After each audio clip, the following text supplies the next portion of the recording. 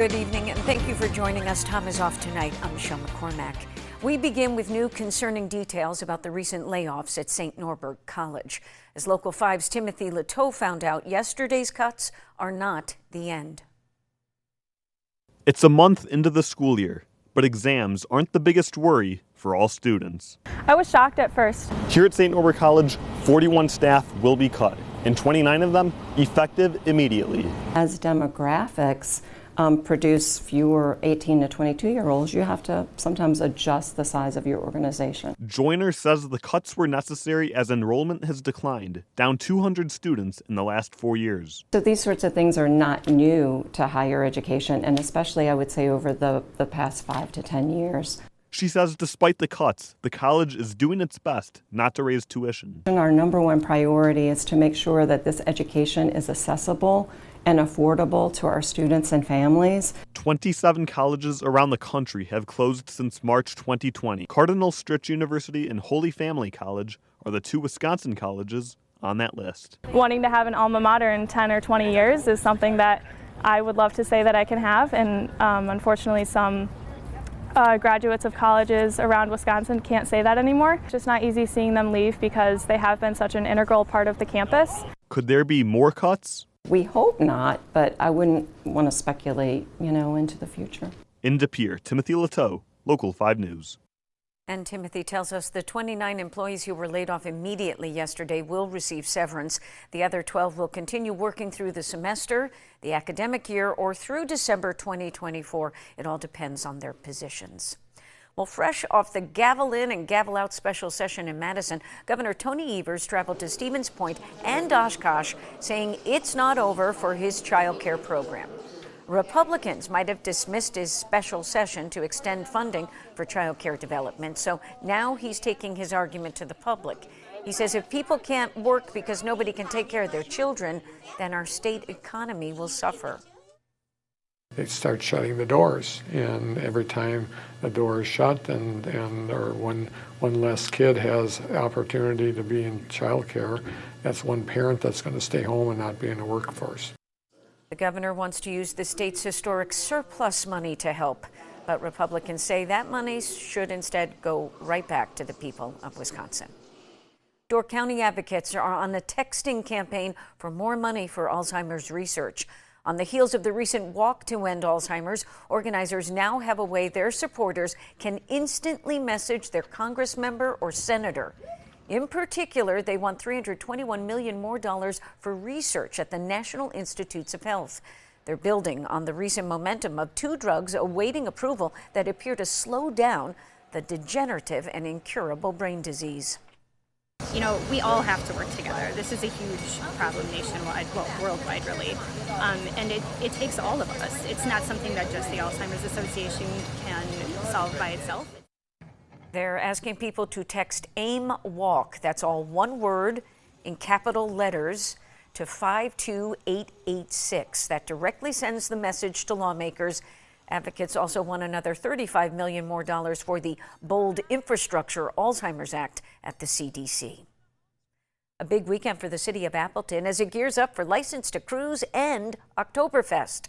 Thousands are set to come to the city, and more people means more work for the Appleton Police Department. Chief Polly Olson told Local 5's Caitlin Corbett that there will be more officers visible as well as medical staff, but that people enjoying the festivals need to do their part too. Just encouraging people to really be mindful of how much they're consuming alcohol down here. This weekend, I know the weather is supposed to be very, very nice. I think almost 80 degrees.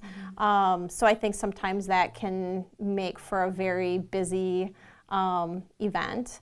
And obviously just the rideshare programs and taking advantage of making sure that you have a safe ride home. License to Cruise starts at 3 in the afternoon along College Avenue tomorrow. Oktoberfest, also along College Avenue, starts bright and early, 9 Saturday morning. Wisconsin Army Private Travis King is back in the United States after North Korea expelled him. The U.S. soldier fled to the country after being convicted of assault and was supposed to come back to the U.S. King is from Racine, and a neighbor said they look forward to his return. The guy's a good guy, and I hate to see anything more happen to him than he's already been through enough, I'm sure. So yeah, I just want to see him come back, and be safe so his family can rest. Last month, officials said the king wanted refugee status in North Korea or elsewhere because of maltreatment and racial discrimination within the U.S. Army. He was able to speak with his family, we're told, after his release from North Korea. House Republicans launched a formal impeachment hearing against the Biden family for their business dealings. As Skylar Henry reports, the House Oversight Committee is vowing to provide accountability. The Committee on Oversight and Accountability will come to order. As the House impeachment hearing got underway, the Oversight Committee's Republican chairman said lawmakers have a trove of evidence to make their case against President Biden. The House Oversight and Accountability Committee has uncovered a mountain of evidence revealing how Joe Biden abused his public office for his family's financial gain. For years, President Biden has lied to the American people about his knowledge of and participation in his family's corrupt business schemes. The House panel is hoping to show what they say are links that tie President Biden to his son Hunter and his family's business dealings.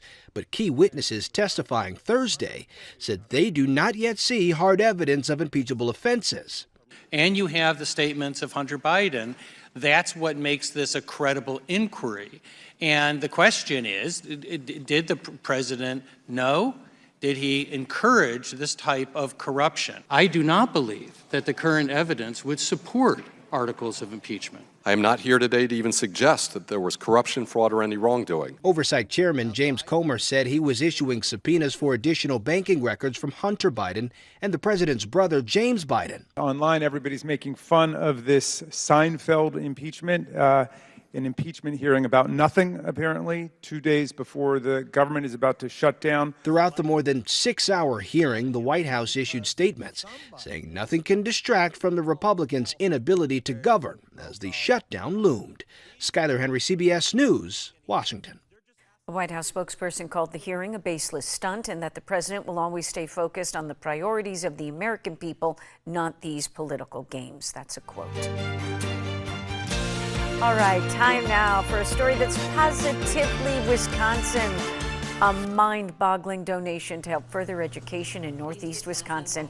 NWTC was gifted with $500,000 from the Gene Haas Foundation. The money will specifically cultivate graduates in advanced manufacturing.